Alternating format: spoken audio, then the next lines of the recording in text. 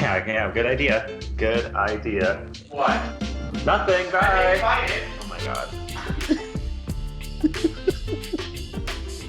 No? Alright. I don't want to interrupt love anyway. Go to work. Bye.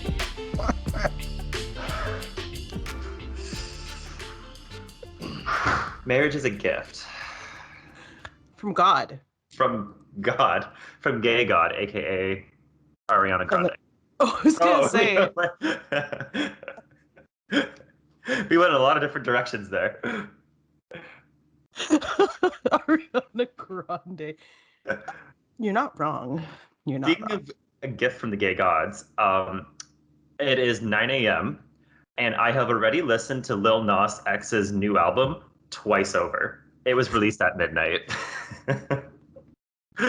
That was on my agenda for today. Have you? Yeah, I was gonna say, have you participated yet? Because oh my god, I follow him on Instagram, and he posted a 1.5 minute long video of him giving birth to his album, and he like, you know how like when pregnant women like their water breaks, the doctors are like, it's too much. The doctors are like, nurse, his bussy water has broken.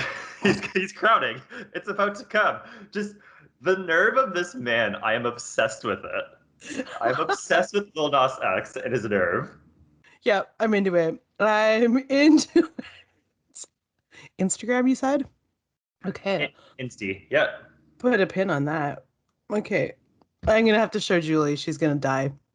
Mhm. Yeah. She's also here for the nerve.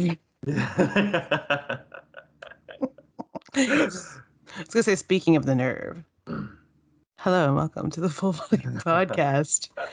I am one host, G.I. Jolie. I am one host of two, Harvey Brent. And today we gather on this glorious plane known as Earth. Mhm. Or, I mean, in my mind, it's just like Themyscira. So, where young male rappers birth their albums live on Instagram. Reaching their bussy water. Yeah. Right? Eat your heart out, Madonna. I know. Don't get me started on Madonna. My brother-in-law actually has a theory that Madonna has been replaced by a robot for the last 15 years. So that's something that there's been a conversation about that. Well, it's hard to stretch skin around hard metal, so that would explain the gathering in creases. Yes. Oh, is that petty? I mean, you know what? This is the thing about Madonna. This is coming back full circle on the Full Volume podcast to episodes 1 and 2 when I gave my beautiful audio rendition of True Blue. But listen, early Madonna is phenomenal. Later Madonna, she is so full of herself. I don't even dislike her new music, but her as a person is so insufferable that I can't get behind. I cannot get behind. Do not support.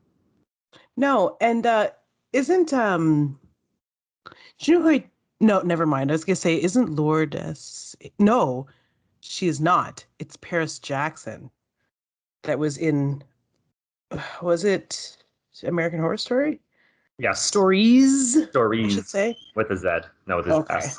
Never mind. I think that they sort of looked similar. They had a similar look when they were around the same age. But I mean, yeah, I can't with Madonna. I don't even know anymore. She's just not the icon that I thought that she would be into my old age, and sure enough, into her old age. But shit happens. Yeah, she just becomes so delusional. Yeah, and I'm realizing more and more that, well, here's the thing.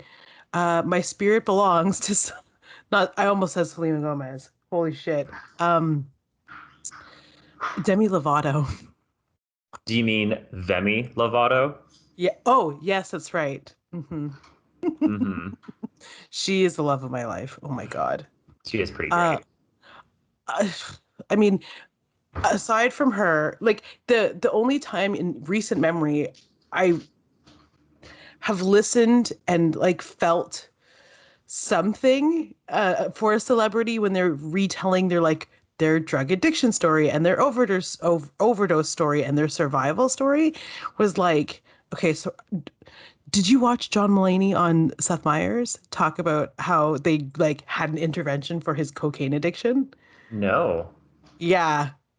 He like that was his entire interview on Seth Meyers was him talking about how uh he got home and all of his comedian friends were in one room. And he's like, "Oh, this is an intervention." And I'm like, because up until now, he'd been pretty tight-lipped about why he disappeared for like a year-ish. Mm-hmm. Yeah, Yeah. but yeah. I forgot he Um, disappeared. That explains yeah, it. he disappeared, shacked up with Olivia Munn, and now they're pregnant. Yes. A child fixes everything. That's what I've learned. That's why you shake That's your why head you have no. many plant babies. Oh, I got a new one. I got a goldfish plant. Ooh, Google. Yes. Powers of Google. Goldfish plant. I got it for my birthday from my neighbor. She's very sweet. Oh, um, are they the plant people? they are the she is a plant person that I didn't know was a plant person. She's very good with plants. Ooh. Mm-hmm. Okay, goldfish plant. Oh, this is gorgeous. A native Yeah. of southern Mexico, Brazil, and Costa Rica. Oh, it's a flower. See, that's the thing about plants, that all these tropical plants that have been invading this house, none of them flower. And I'm like, okay, so we're growing hot lettuce. You know what? I'm actually in the camp where I'd rather grow hot lettuce because I feel like flowering plants are harder to maintain. Yeah, they That's are. just me. I mean, I don't really have a green thumb. I love plants, but I'm not great at keeping them up, but I love them. Like one dies probably every 3 months. So that's where I'm at with that. Things aren't going great. But They're I feel going okay.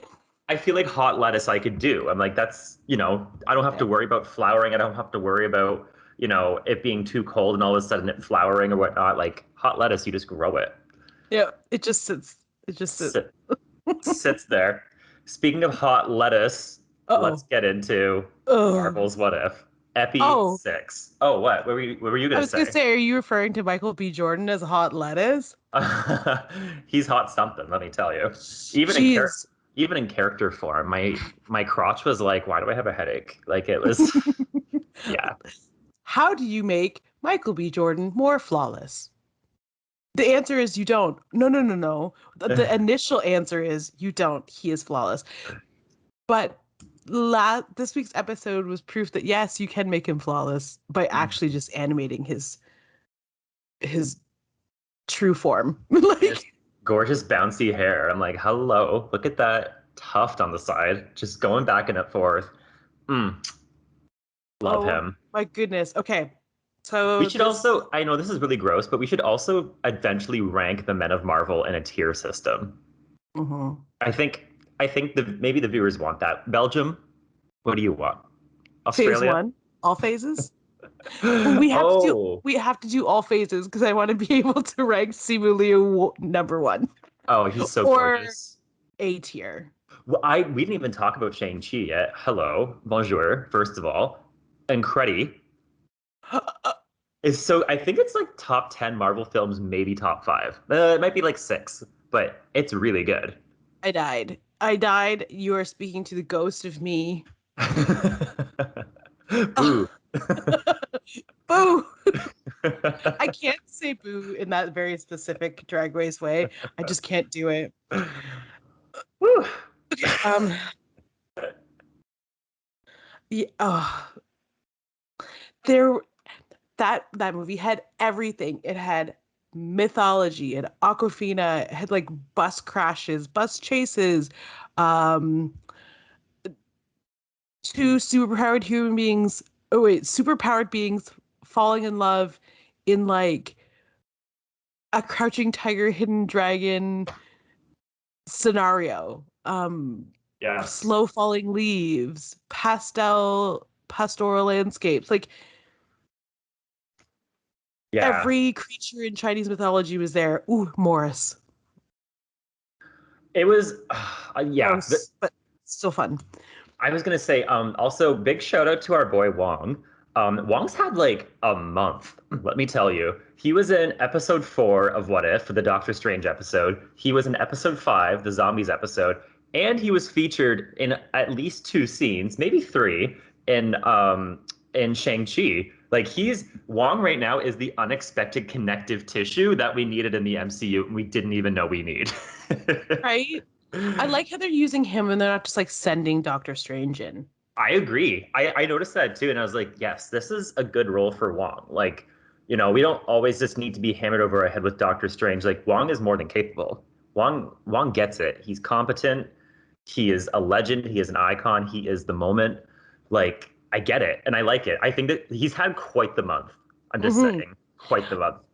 Yeah, and I think and I hate to say it, but like the AIP representation in Marvel is like, or the diversity committee, whoever struck that, is realizing that the people want Wong. They want to Yeah. see more of him, and like, I they pigeonholed him into they pigeonholed Doctor Strange into they didn't pigeonhole him. He's fully into like Spider-Man No Way Home. But Yes. in reality, I just want to see someone else making magic. Yeah, it benefits everybody. It benefits Doctor Strange for preventing us from being burnt out from him. It benefits Wong by getting us to Yeah. get to know him better. Mhm. It's a win-win. Yeah. Do Go you know what ahead. I think do you know what I think I mean to say? Yeah, I mean to say you just said it, which is it prevents Doctor Strange burnout, which Mm. what did they created sort of like Nick Fury burnout when they had him show up at the end of every freaking Marvel movie to like collect for Shield. So Yes. Nick Fury, he lost his luster after a while. And like Doctor Strange, I think is kind of on the verge of that too. Like, look, he was almost in WandaVision. Let's not forget. He's in No Way Home. He's in his upcoming own film, and he's playing prominent roles in these properties. He was in Endgame, had a big role in Infinity Wars. So he's kind of at that level where I get they need to push someone new, because Robert Downey Jr. is gone, Chris Evans is gone, so they're trying to push new people. But Doctor Strange is at that critical mass level where they needed to pull back on him. So yeah, the without making this about him, this should be about Wong. But mhm. Wong is a more than adequate substitute to really tie the universe together, and he's a competent superhero. I wish we saw more of Wong, to be honest. But it's still great having him. And also, I love the rasp in Aquafina's voice. I don't know what it is, but I'm obsessed with her voice. Hmm. She just has she just has such a distinct voice that when you Yeah. hear it, your eyes could be closed and you'd be like, no, that's Aquafina. It's like when you hear, not as annoying, but it's like when you hear Fran Drescher's voice as the nanny and you go, Yeah. that's Fran Drescher. Yeah. Aquafina is the Gen Z's Fran Drescher. Hmm. Yeah. Um, I didn't mean to unexpectedly turn this into a Shang-Chi review podcast, but shall we go through this episode of What Oh, If? yes, let's do it. Like, why are we Uh, here? Huh? so what if Killmonger saved Iron Man? That's the episode name, right? Rescued Tony Stark, but literally the Rescued. exact same thing you said, Yeah. just different verbs. So in the tragedy that is Iron Man 3, 2, I 3, think it was 1, 3. It 3. was 3. Yeah. Okay. Iron Man is held captive in Afghanistan. While he's there, his convoy, the convoy that he's part of, gets blown up. Um, and in the movie scenario, he is captured, put in a prison in Afghanistan, and that is where the origins of the arc reactor come from. He makes an arc reactor out of garbage because that's what that's what fictional inventors who are super geniuses do. So, Sorry, this is really bothering me. I mhm. am completely wrong. I think it's Iron Man 1. Oh, Okay, you're I just right. was like, wait, I don't think it is 3. No, it felt weird that I was saying this is his origin story and it's the third film, but I mean, Numero uno. oh boy. Yeah. Okay. Rewind. Remix. Yeah, sorry. Sorry, Belgium. In Iron Man 1. That's all I'm going to say because I'm not going to say all that again. So in like most of the What If episodes, they take a scenario that we are familiar with and then they remix it. Um they took this one and instead of being captured by the Afghani army terrorists, Mm. um he is saved when Killmonger, aka give me a name. Eric Stevens. Eric Stevens. He is a member of the American Army and he jumps in and saves Iron Man. Iron Man is so thankful that he makes Eric Colonel Stevens, whatever. He makes Eric the head of his chief security officer. Yes. Yeah, because this man kicked so much damn ass saving him. Uh when do we find out that Eric is not who he says he is? I mean, he's Uh, Eric Stevens, but I mean, it's about a third way through the episode. He exposes Obadiah Stane, who apparently was the one that, orchestrated the attempt on Iron Man's life. Um, but that's all a ruse because secretly Eric Stevens is trying to get the U.S. to go to war with Wakanda. He ends up in a, I don't know, I can't remember exactly how it came about, but he kills T'Challa, woof, and then he also kills James Rhodes. He kills War Machine. Um, so that's kind of crazy, and it sets the stage for a conflict between the United States and Wakanda. And so Tony confronts Killmonger, and Killmonger ends up killing Tony, which is crazy. And he stages it as a Wakandan attack that ignites the war. Yeah, that's and then Killmonger goes over to Wakanda to talk to his uncle and his auntie and his cousin Shuri, and he says, I'm here for Wakanda. I'm loyal to Wakanda. In reality, he just wants to take over Wakanda. And I guess I'm kind of glossing it over. So if you need me to slow down, you tell me to slow down. no. But the United States sends in their completed robot army, the drones, which, by the way, are very, very Gundam, very anime, very, very Japanese 2000s, late Yeah. 90s, early 2000s. Loved that aesthetic. Um, Tony even mentions that this looks like a Gundam mech. And I'm like, whoa. yeah. Oh, yeah, he does. Yeah, that's right. Because Obadiah, I should say, we'll interject with Obadiah Stane, because they're in cahoots, gives vibranium from Wakanda to Eric, who then gives it to Tony. Tony creates um, the technology, the Iron Army technology, um, without inventing the arc reactor. hmm. Um, and then that's what he gets killed for. That secret, and then all of his possessions, because he's unmarried, gets reverted to the American government, and that's how the Iron Army is formed. What a tangled web we weave. Mm. Truly. I didn't think we are gonna get an espionage episode. we have that coming with Hawkeye, so oh boy. Sorry, where did you leave off? He wants everything. He wants it all. In the words of Zac Efron and Sharpay Ryans from High School Musical 3, I want it all. Yeah. Anyways, so there's a war that breaks out between the U.S. and Wakanda. The U.S. sends in their Gundam robots. Killmonger leads the Wakandans in successfully defeating them. And in the aftermath, after after the Wakanda's defeated the robots, Killmonger, he ingests the heart-shaped herb, the one that turns you into Black Panther, and then he has a nice little tete-a-tete with T'Challa's ghost on the what's that plane called? Powers of Google. I don't remember what it's called now. Wakandan heaven. Yeah.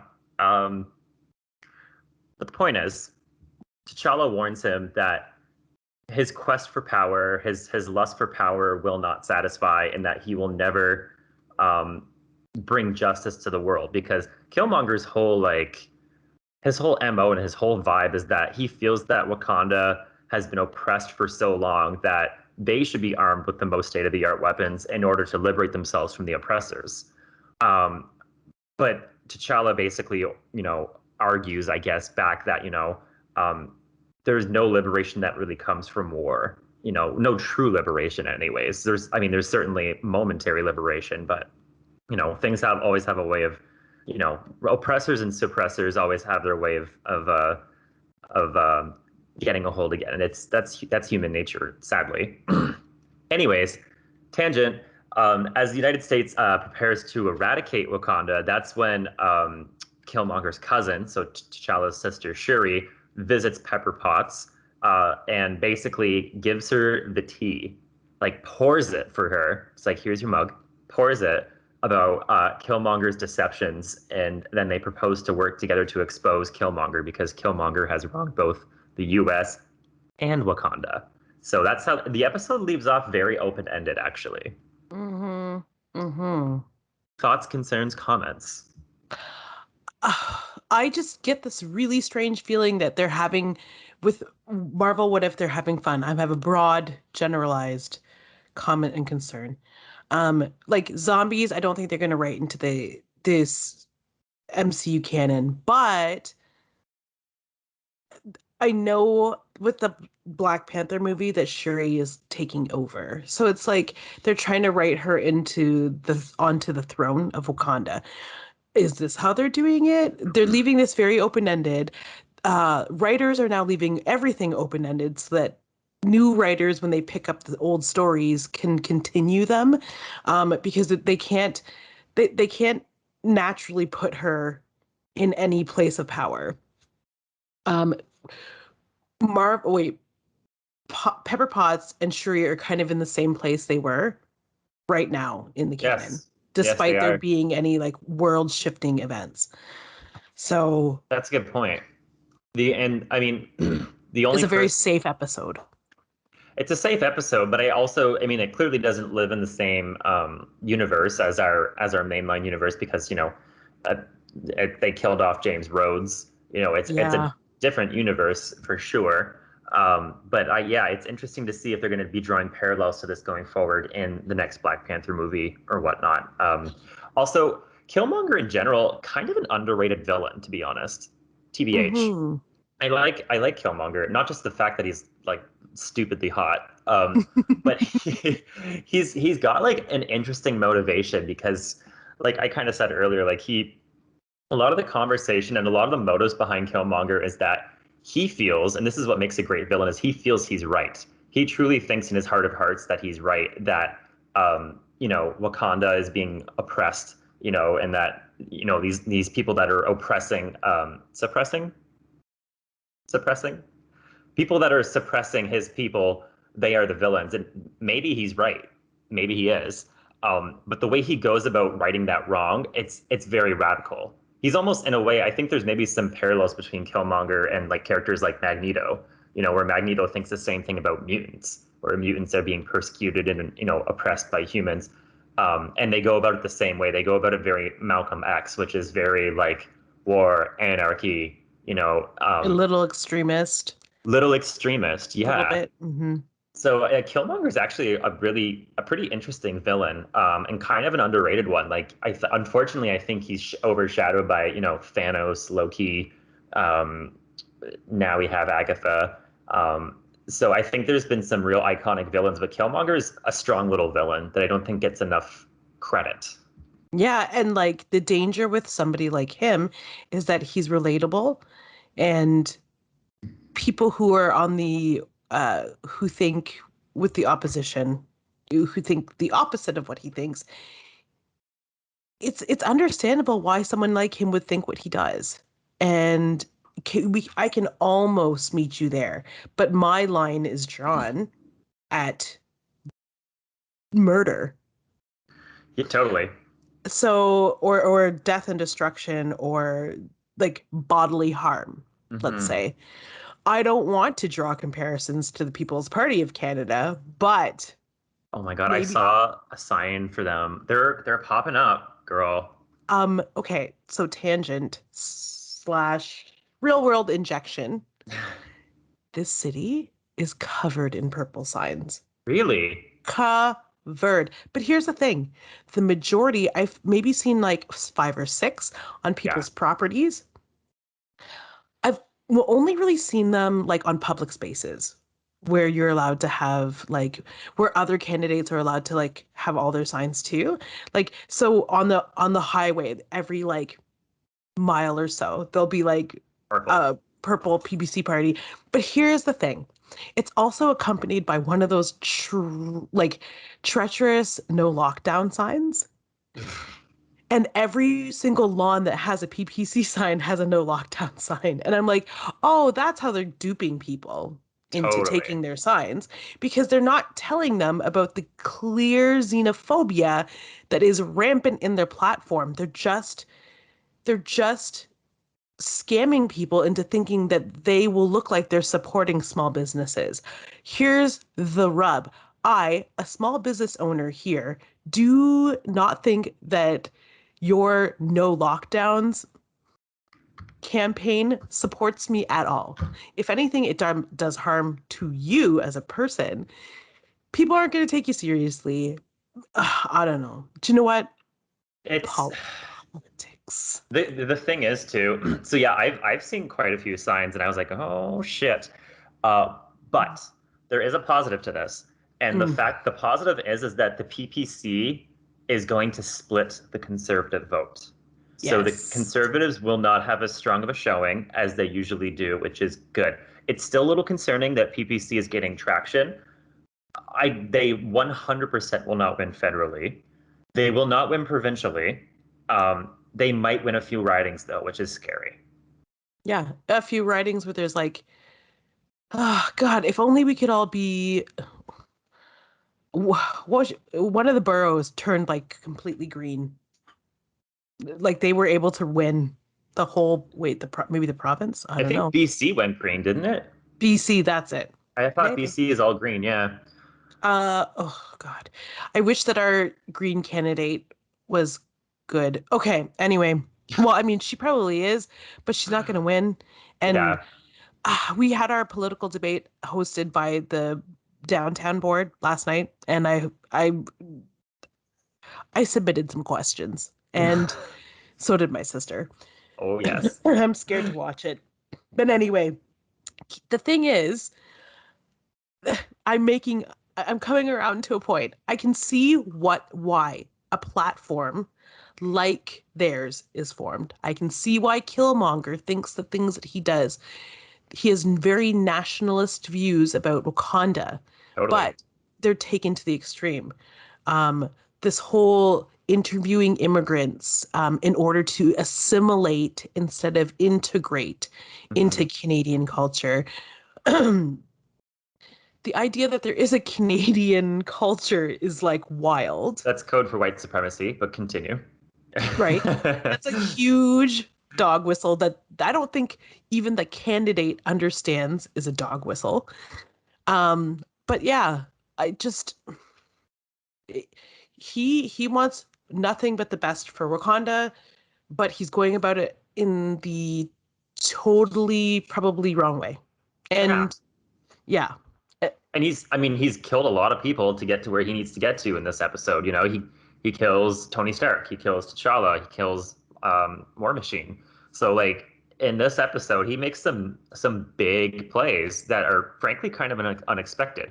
Um, so and I feel like now, like with T'Challa, we've his death has been featured quite a bit in different things, and it kind of just like it hits home. I'm like, oh my God, Chadwick Boseman is all dead in real life, so like he's not going to be, going forward, like you said, Shuri's going to be filling in for him, which is crazy. But mm, it's just, anyways, Killmonger he makes some big plays. He does, and it kind of like reinforces the fact that he is a threat. He's a small scale threat, but he is a threat, and he's well done. I like Killmonger. You don't really like his character isn't different here than it is in Black Panther. It really isn't that different. Just the No. I guess the difference between his two storylines so far is that it's when he inserts himself into the MCU at a different time point, i.e., Afghanistan, that causes this ripple effect that's completely different. So, but he's for 95% really, he's like the same character and he has the same motivations pretty much. He just goes about it differently this time, which is kind of an interesting point to take away from this. Mhm. That I thought he was actually they're actually gonna write him as a good guy, but then no, not a good guy. Not Still a surprised heel. either. Yep. Still a No, heel. no turning. But yeah, okay. One one one flaw, I guess. Okay. I was underwhelmed by like Okoye Yeah. Okoye and had a Shuri. underwhelmed, but I'm just gonna give a little shout out to Okoye too in this. Yeah, I agree. She didn't have like too profound of a role this episode, but I do like how again she was in last episode. She's been in a few episodes this season of What If, and like I'm really excited to see her in the Wakanda Forever series. She's kind of filling that like Wong role right now, where she's kind of like a bit of a connective tissue right now across a lot of these different heroes. So I like that aspect, but I agree that she was kind of wasted in this episode. She was mostly there for action scenes. Yeah, and because of those action scenes, I get this weird like, oh, you know that feeling that you first got when you saw Magneto and he went up against the X-Men and you're like, oh shit, Hmm. he's like unbeatable. Metal Zaddy, yeah. Yeah. That's what I felt during that battle scene. I was like, oh, she's gonna go in there and she's gonna bust shit up, and she fucks everyone up. Untouched, untouchable. She goes into different Untouchable. universes. She's untouchable. Anywhere she steps, and she's got a goddamn spear. That's all she has. And it's like, oh God, when this woman die, well, this woman will never die, hopefully. Her character. But I feel like they're starting to kind of they're kind of turning her into almost like a godlike creature, a godlike side creature. You know? A godlike side creature. Okay, give me a little Side more. character. Like Okay. they're always be around. They're like Happy. Happy's not super powered, but he's always around to help, and he's almost like he'll be in the heat of battle, a battle that Spider-Man is told by Iron Man that he shouldn't be in, and like Happy will hit like this is not a scenario that exists, but Happy will like hit something with a book and come out on the other side where like with his t-shirt a little bit marred. Mhm. Okoye goes into battle or searches for other characters or steps in to impart some kind of Wakandan wisdom. Inevitably ends up in a battle scene because we all like to see the Dora Milaje fight. Um, Unscathed, always. Yeah. Wong goes into battle, died once, but then was remixed and brought back again. Remix. So, I mean, there he is again, unscathed. Scathed is he's the one that has probably the most visible um battle wounds, and in the tier in a tiered list of the most battle scars to the least that are visible. I would say Wong's at the top, but they're almost becoming like untouchable. They're untouchable. That welcome to the comics though. Yeah, right? Ugh. Yeah, and that's where the writing is starting to show through. The comics part of it is starting to show through because in reality, these people would be dead, Hmm. unfortunately. Well, maybe not Wong. Definitely Happy. Oh, Happy. Yeah, would have been dead in phase one. um, If he wasn't John Favreau. yeah. That's the thing. Yeah, and like That is, I knew we were going to get there at some point with the MCU. It was only inevitable, as certainly as we get into like the multiverse and stuff. I knew this kind of stuff was going to happen, and I feel like we're going to get to the point too, where eventually where like someone's going to die in the mainline MCU, someone important, and they're just going to be replaced by their version from a different timeline. It's going to happen. Maybe it's Gamora, Gamora. Oh yeah, there you go, Gamora. Scarlet Witch. I No, was going to say no, Evan Peters eventually. right? Yeah. So Because I would love for a Ralph Boner to exist in the same universe as a Quicksilver, so that's fine. I still can't believe they did that. I'm like 8 months removed from that, and I'm still shook. Yep. Oh, uh, speaking of Evan Peters, I finally watched Double Feature. how far are you? I'm all caught up. Oh, bitch. Okay. I have not watched the newest one, but I'm pretty far. But you saw him in drag, didn't you? Yes! Yeah. It's our And two favorite things. Eureka Evan, was there reading him. yes. She did a good job. But it's our two favorite things, Evan Peters and drag. What more could you want? Uh, him to be a vampire. Oh, wait, that happened too. Oh, boop. Yeah, I actually I think they did a good job with double feature this season because it's short and to the point. They don't drag it on like they usually do. Mm. Yeah, I think that they really did some magic. Here's the thing. Can we speculate about AHS a little bit? As long as you don't give me the latest episode, yeah. I will not. Do you think they did a double feature because Evan Peters won't work with Emma Roberts and maybe Emma Roberts is in the next? Okay, T. Okay. That's a fairly good. I don't know how bad of terms they're on, but I actually do know that Evan Peters just finished filming a Jeffrey Dahmer miniseries for Ryan Murphy, of course. So I think that's actually the reason why he wasn't in the second part of Double Feature because he's not in the second part. Okay. Okay. Then I will. Okay. I'm going to chalk it up to Ryan Murphy um realizing that it is better for everybody and the writing of the show for there to be abbreviated parts. Okay. Let's go with that theory. Maybe there's more subsurface. Also, Sarah Paulson said yesterday on Watch What Happens Live with Andy Cohen that this is her last season of VHS. But am I sad? I don't know. Like she's amazing. Like she's so good, but also like she's been in 9 of the 10 seasons. Yeah, and it's kind of getting to the point where she's character acting. You Yeah, she know, is. it's almost okay. For anyone who doesn't know, in this season she has prosthetics and she plays like an untalented vampire. Yes. Uh, and it's getting a little too like musical theater y, you know? Her character at least, where it's like over the top. Oh, it's very over the top. It's Like entertaining, but it's very and, over the and top. I say this having watched her play a two-headed Siamese twin. Yes. This So is the line that she crosses.